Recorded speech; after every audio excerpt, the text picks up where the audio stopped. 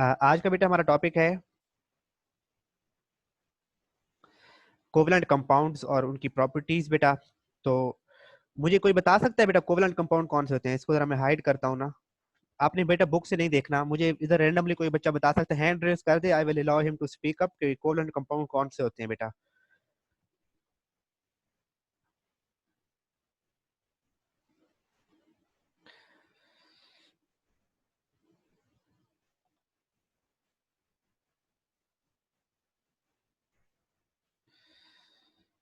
वानिया बेटे फिर hand raise कीजिएगा, 1 मिनट।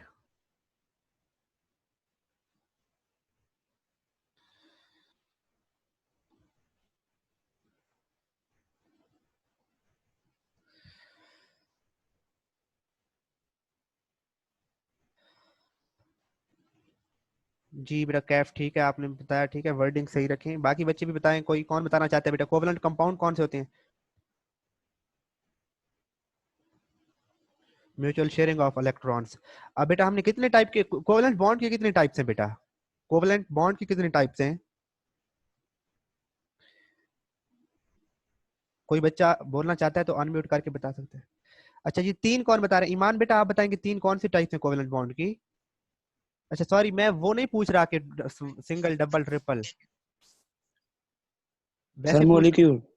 जी जी बताएं। मॉलिक्यूल। क्या मॉलिक्यूल? अच्छा वानिया बेटे बताएं कौन सी 2 टाइप्स कौन सी हैं? अरुषा बेटे आप बताएं कौन सी 2 टाइप्स हैं? हुमेरा आप बताएं बेटा।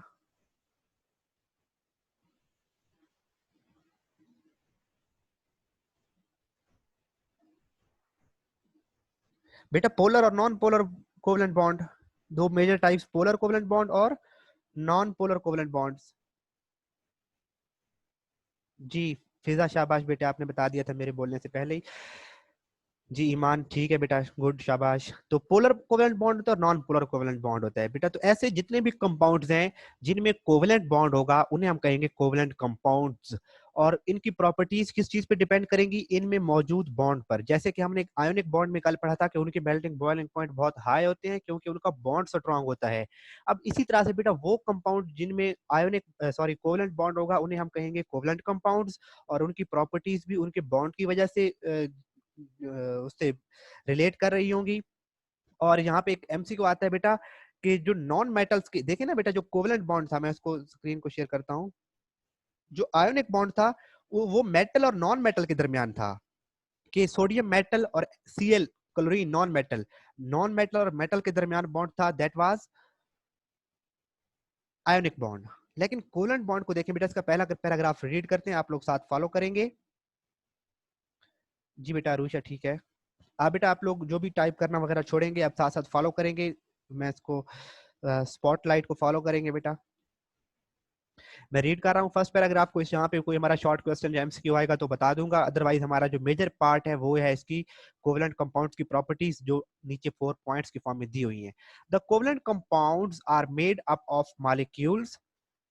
कोवेलेंट कंपाउंड ऐसे मॉलिक्यूल से बनते हैं that are formed by mutual sharing of electron between their atoms, that is covalent bond. यानी कि ऐसे कंपाउंड्स जिनके मॉलिक्यूल्स में कोवेलेंट बॉन्ड होता है, जो कोवेलेंट बॉन्ड की वजह से बनते हैं, उन्हें हम कोवेलेंट कंपाउंड्स कहते हैं। तो सिंपल डेफिनेशन ऐसे लिख सकते हैं कि the compounds which are formed because of covalent bond, या compounds formed by covalent bonding are called covalent compounds। जैसे हमने ionic compound को डिफाइन किया था कि compounds that have ionic bond are called ionic compounds, so compounds that have covalent bond are called covalent compounds। A covalent bond is generally regarded as weaker than an ionic bond।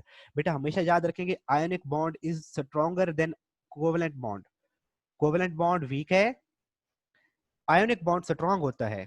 Covalent compounds are made up of 2 और more non metals.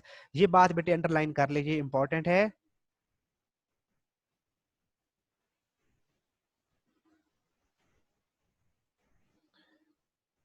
कि बेटा non metals के दरमियान कौन सा bond होता है?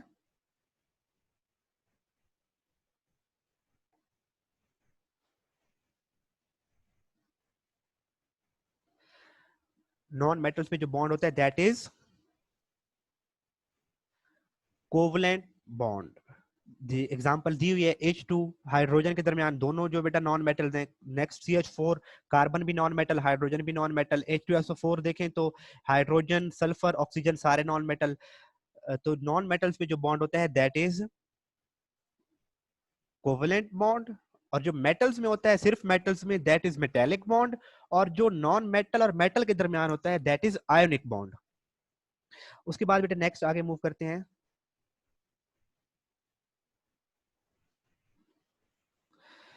Lower molecular mass covalent compounds are gases. बेटा लोअर मॉलिक्यूलर मैस का मतलब है ऐसे मॉलिक्यूल्स जिनका मैस कम हो, जैसे H2 गैस की फॉर्म में है, इसमें कोवेलेंट बॉन्ड है तो कोवेलेंट कंपाउंड। O2 ऑक्सीजन है बेटा, मैस कम है तो ये गैस फॉर्म में होता है। इसी तरह से पेट्रोल वगैरह जो है वो भी कोवेलेंट, उनमें भी कोवेलेंट बॉन्डिंग होती है। तो जैसे वो CNG वगैरह है वो भी कोवेलेंट कंपाउंड्स होते हैं बेटा, उनमें कोवेलेंट बॉन्ड है उनके मॉलिक्यूल्स में भी, तो वो गैसियस फॉर्म में जिनका मैस कम होगा। Lower mass, lower molecular mass covalent compounds, it means ऐसे कोवेलेंट कंपाउंड जिनका मॉलिक्यूलर मैस कम होगा दे आर गैसेस। और low boiling liquids, low boiling liquids का मतलब है बेटा ऐसे लिक्विड जो कम टेम्परेचर पे बॉयल करने लगते हैं। अब जो पेट्रोल है वो रूम टेम्परेचर पे एवापोरेट हो जाता है तो वो क्या है, low boiling liquid. Contrary to it, इसके मुखालिफ, इसके opposite, higher molecular mass covalent compounds are solids. ऐसे कोवेलेंट कंपाउंड्स जिनके मैस ज्यादा है, हायर मैस वाले आयोनिक कोवेलेंट कंपाउंड्स बेटा सॉलिड फॉर्म में होते हैं। और इसकी जो वेरी वेल नोन एग्जांपल है दैट इज डायमंड। जो डायमंड है, ग्रेफाइट है, ये बेटा क्या है, सॉलिड फॉर्म में होते हैं, इनका मैस ज्यादा होता है। बेटा अपनी डिवाइस का वॉल्यूम चेक कीजिएगा, बाकी बच्चों को तो बाकी बच्चे बता दें बेटा साउंड क्लियरली आ रही है आप लोगों तक?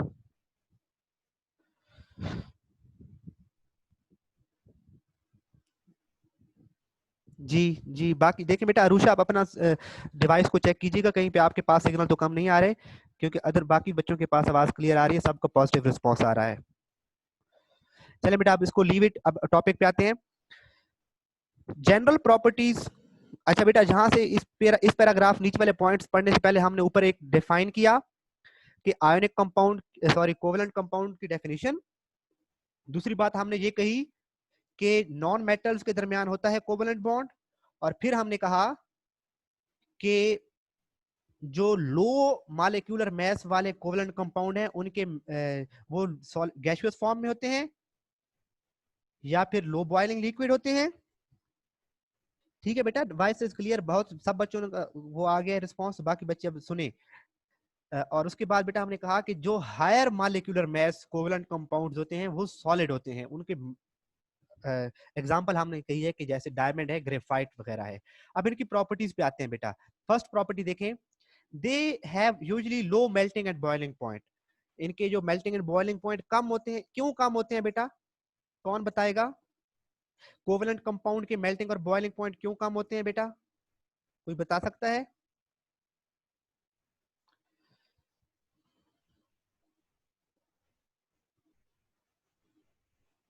शाबाश।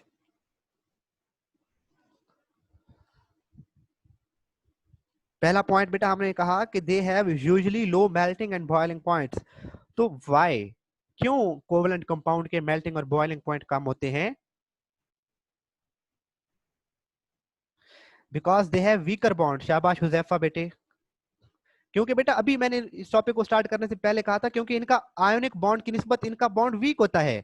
तो जिनका बॉन्ड वीक होता है उनके मेल्टिंग और बॉइलिंग पॉइंट कम होते हैं। तो they have low melting and boiling point, और रीजन आपको पता है क्योंकि कोवेलेंट बॉन्ड वीक होता है, उसको ब्रेक करना आसान है। तो अगर लिक्विड है तो उसके बॉन्ड आसानी से, क्योंकि कम वीक बॉन्ड है तो थोड़ी सी हीट देने से भी वो बॉन्ड टूट जाएगा और वो सब्सटेंस मेल्ट जब बॉयल हो जाएगी तो इनका जो बेटा बॉन्ड है दैट इज वीक होता है। शाबाश फिजा बेटा, आपका भी आंसर ठीक था। चलिए सेकंड पॉइंट की तरफ मूव करते हैं बेटा। They are usually bad conductors of electricity. ये भी इलेक्ट्रिसिटी के बैड कंडक्टर्स हैं। क्यों बेटा? क्योंकि इनमें भी फ्री इलेक्ट्रॉन और फ्री आयन नहीं होते। ये भी तो इलेक्ट्रॉन की शेयरिंग कर लेते हैं, आयन तो बनते ही नहीं है, लेकिन इनमें इलेक्ट्रॉन भी फ्री नहीं होते। जितने इलेक्ट्रॉन है वो कंप्लीटली एक दूसरे के साथ शेयर कर लेते हैं, कहीं पे भी फ्री इलेक्ट्रॉन मौजूद नहीं होता। इसीलिए they are bad conductors of electricity, the compounds having polar character in their bonding. अब polar covalent bond भी तो हो सकता है, वो they are conductors of electricity only when they are dissolved in polar solvents. यानी कि अगर ये अपनी प्योर फॉर्म में है तो ये bad conductors of heat and electricity हैं, लेकिन जो पोलर आयोनिक कंपाउंड होंगे अगर उनको पानी में डिसॉल्व कर लें तो फिर वो कंडक्ट करेंगे इलेक्ट्रिसिटी को, otherwise they are non conductors. Third point की तरफ बेटा मूव कर रहे हैं कि they are usually insoluble in water but are soluble in aqueous solutions. अब बेटा they are insoluble in water, जो नॉन पोलर कंपाउंड्स होंगे ना बेटा, नॉन पोलर, जैसे H2 है,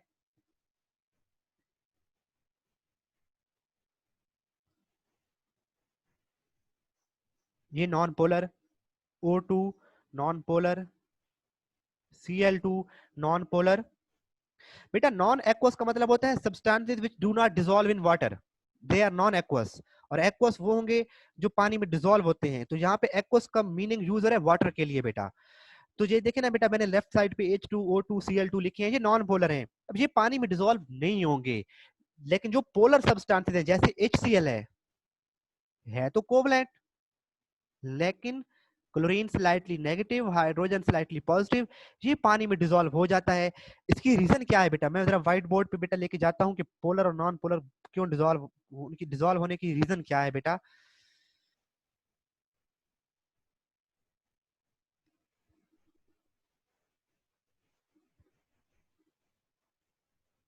देखिए ना बेटा HCl, अब एक तरफ लिख लेते हैं पोलर वाले कुछ, ये वाले हम लिख लेते हैं इधर पोलर कंपाउंड्स और इधर लिख लेते हैं non polar.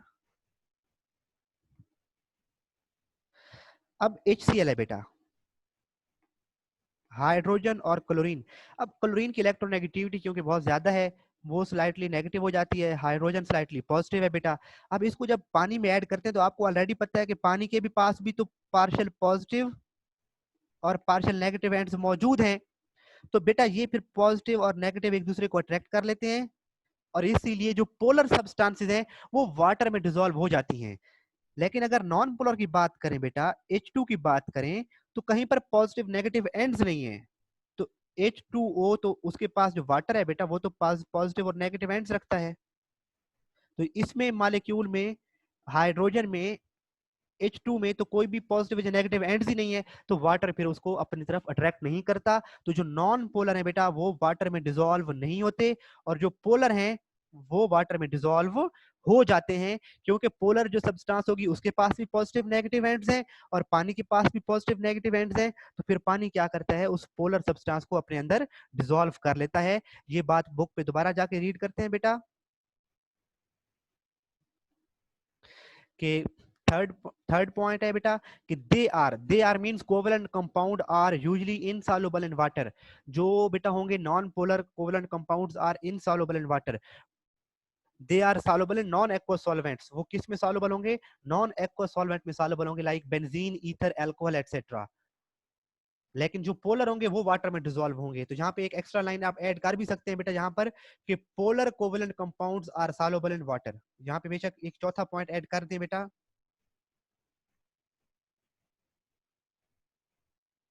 Polar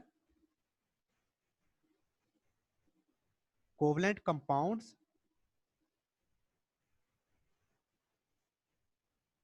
are soluble in water या सॉल्युबल इन एक्वा सॉल्यूशन। ये बेशक आप इधर यहाँ पे थर्ड पॉइंट बेशक एक्स्ट्रा ऐड कर सकते हैं अपनी तरफ से। अब लास्ट पॉइंट बेटा कि large molecules with 3 dimensional bonding form covalent crystals which are very stable and very hard. ये एक एक्सेप्शनल केस है बेटा कि हमने अभी ये पढ़ा था कि जो कोवेलेंट कंपाउंड्स होते हैं उनकी बॉन्डिंग वीक होती है और उनकी मेल्टिंग और बॉइलिंग पॉइंट कम होते हैं।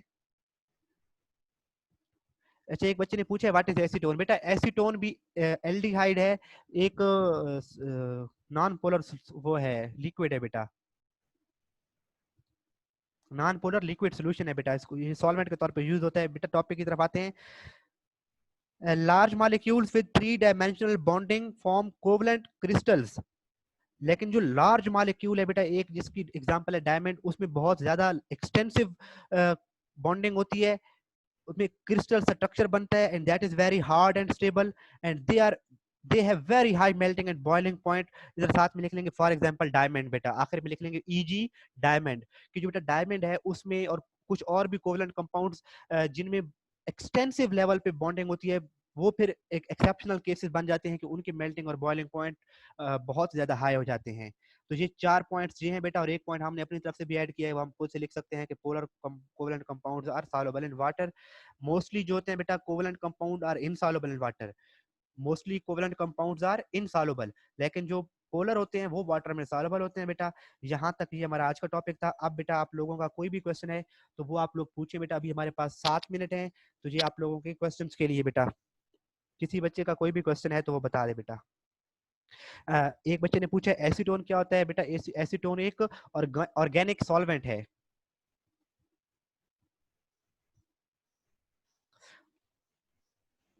और एसीटोन का फार्मूला होता है बेटे, मैं लिख देता हूं यहाँ पर, CH3 C double bond O CH3, ये एसीटोन का फार्मूला है बेटा। नुमान ने पूछा था तो मैंने बाकी बच्चों को भी बता दी। जी बेटा, किसी और बच्चे का कोई क्वेश्चन? जिनका कोई क्वेश्चन नहीं है वो लिखे no question. I need answer from every student present in the class. Nida, Sakina, Nimra, Usaima, Ali Ghazi, Hadiya, Maryam, Dua, जो बाकी बाकी जो बच्चे बाकी नहीं कंट्रीब्यूट कर रहे थे अदर डेज में, मरियम, इमरान, कैफ बेटा आप बताएं, अवैस अशरफ, इमाद बेटा मैंने स्टार्ट में भी आपसे क्वेश्चन पूछा था, आपने मुझे नहीं रिस्पॉन्स किया। इमाद बेटा are you taking the class? Imad, Hamza Anwar, Rehan, Hadiya, Waqas. अगर बेटा लॉन्ग आता है ना ये क्वेश्चन, अच्छा एक बच्चे ने क्वेश्चन पूछा है कि सर ये पूरा पैराग्राफ लिखना है ऊपर वाला, तो बेटा अगर आता है ना कि right properties of covalent compounds, तो सिर्फ कोवलेंट कंपाउंड को डिफाइन करके ये 4 पॉइंट लिख दें बस।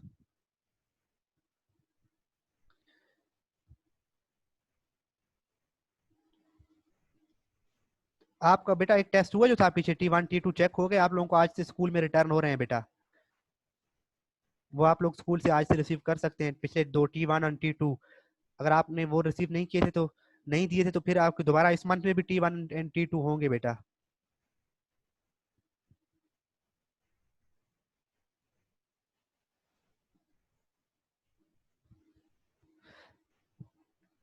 अच्छा फिजा ने पूछा है सर एक दफा नॉन पोलर को एक्सप्लेन कर दें, मैं बता देता हूँ बेटा फिर से। जो बच्चे लीव करना चाहते हैं दे कैन लीव नाउ। एक स्टूडेंट ने क्वेश्चन पूछा है कि sir non polar covalent compound का बता दें। इमाद बेटा आपका कोई आंसर नहीं आया, it means you are not taking the class. अगर जो भी इमाद का किसी के साथ कांटेक्ट है बॉयज में से तो बेटा उसे बता दीजिएगा कि सर आपको याद कर रहे थे बड़ी शिद्दत के साथ और आप रिप्लाई नहीं कर रहे थे। अच्छा बेटे नॉन पोलर देखिए ना कंपाउंड कौन से होते हैं। पोलर का मतलब होता है बेटे एक तरफ पॉजिटिव एंड का आ जाना और एक तरफ नेगेटिव एंड का आ जाना। तो पहले एक एग्जांपल इसकी देखें बेटा कि H2O है बेटा, इसमें एक बॉन्डिंग होती कैसे है कि एक हाइड्रोजन और दूसरा हाइड्रोजन ये अपना एक एक इलेक्ट्रॉन शेयर करते हैं और उनमें शेयरिंग से बेटा बन गया बॉन्ड। अब इधर इलेक्ट्रॉन का जो इसका इलेक्ट्रॉन है वो यहाँ पड़ा हुआ है और दूसरा इलेक्ट्रॉन इधर पड़ा हुआ है।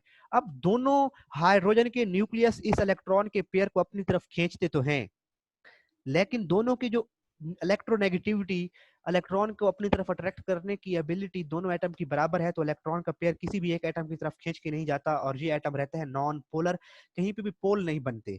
लेकिन अगर बात करें बेटा HCl की, तो वो इलेक्ट्रॉन के पेयर को क्लोरीन अपनी तरफ ज्यादा खींच लेती है, जिसकी वजह से क्लोरीन पर स्लाइटली नेगेटिव चार्ज आ जाता है और हाइड्रोजन पर स्लाइटली पॉजिटिव, क्योंकि इलेक्ट्रॉन हाइड्रोजन से दूर चला गया बेटा।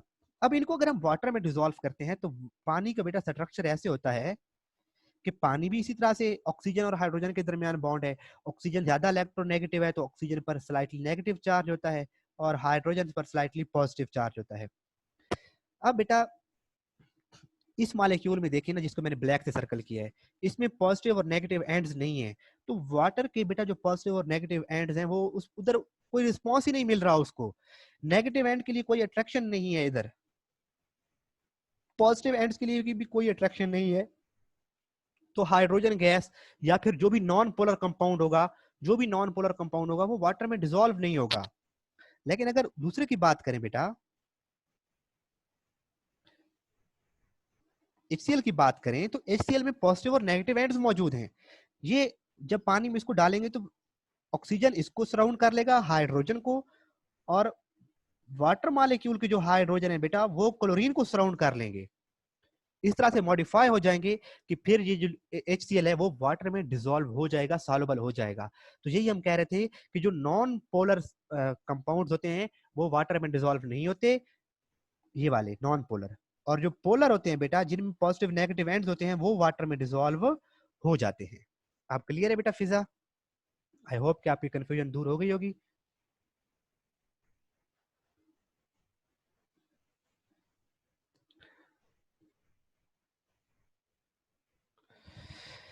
ठीक है बेटा, अब लोग बेटा अब क्लास को एंड करते हैं। आपकी नेक्स्ट क्लास का भी टाइम होने वाला है, 55 मिनट तक क्लास थी और 10:55 हो गए हैं बेटा।